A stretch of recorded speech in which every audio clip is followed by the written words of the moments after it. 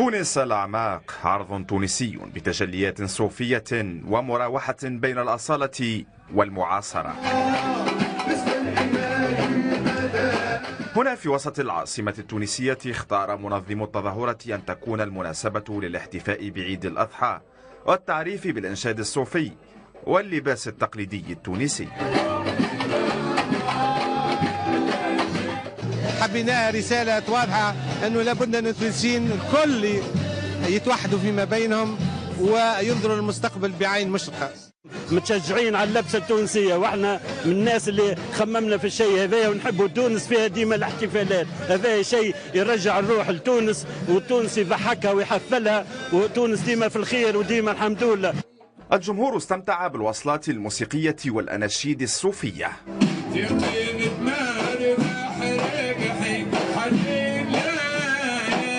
حفل يستحضر التراث التونسي ومخزونه الديني المعتدل والمتسامح في زمن كاد فيه التطرف أن يمحو وجه تونس الوسطي المشرق. الحفل كان فرصة للترويج للوجه الحقيقي للبلاد، وجه التسامح والتنوع. الإنشاد الصوفي ولا اللباس التقليدي في تونس هو يعكس حضارة تونس لمدة 3000 سنة، وتونس عمرها ما كانت بلاد ولا بلاصة نتاع إرهاب باش تنمى فيها الإرهاب. ذكرنا في أصلنا، مش واحد ما ينساش أصله زادة.